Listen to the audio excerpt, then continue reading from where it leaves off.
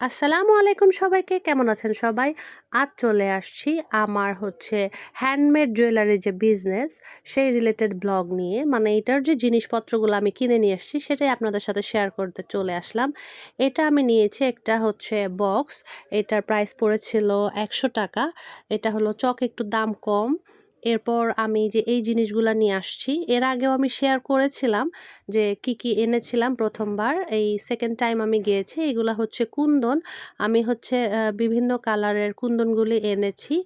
আর এটা fabric glue. এগুলার fabric গ্লুর price পড়েছিল ৩০ টাকা।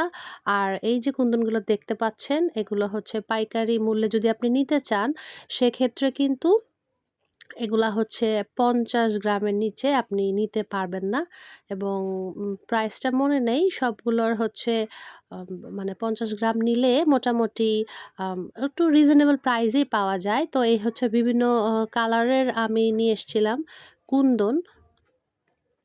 যেহেতু মিরপুর থেকে চকবাজার বেশ দূরে, তাই আমি একটু বেশি করে সব কিছু নিয়ে এসেছিলাম। আর ফেব্রিক গ্লুটাও নিয়ে আসছি।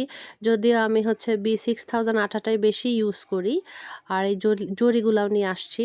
তো ফেব্রিক গ্লুটা মাঝে মাঝে লাগে। এগুলো রিং বেজ। এগুলা ১০০টা আছে এটার মধ্যে। আর এই B6000 আঠা। তারপর বেশ কিছু এরকম মিরর, তারপরে এরকম লেস, মানে সবগুলাই ভ্যারাইটিস আইটেম আনার চেষ্টা করেছি যাতে আমি বিভিন্ন ধরনের চুড়ি মেক করতে পারি। কারণ কখন মাথায় কোন ডিজাইন আসে বলা তো যায় না। আর এই জন্য আমি বিভিন্ন রকমের জিনিস নিয়ে আসছিলাম। মিররগুলাও সবগুলা ৫০ গ্রাম করেই ছিল। এটা দুলের বেস, টপ কানের দুল যেগুলা, সেগুলোর জন্য। এই সুতা। আগেও আমার অনেকগুলা কালারের সুতা ছিল। এরপর আমি এই কালারগুলা কিছু রিপিট কালারও এনেছি।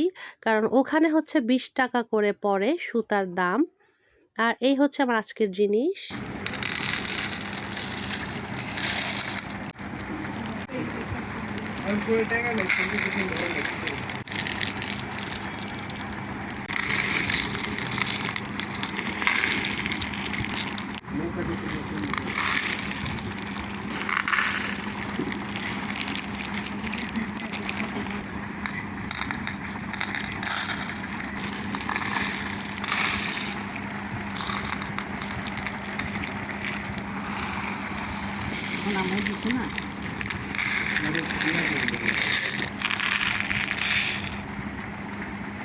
এই ছিল আজকের ছোট কেনাকাটার ব্লগ। কেমন লাগলো জানাবেন এবং লাইক, শেয়ার, সাবস্ক্রাইব করে দেবেন। আল্লাহ হাফেজ।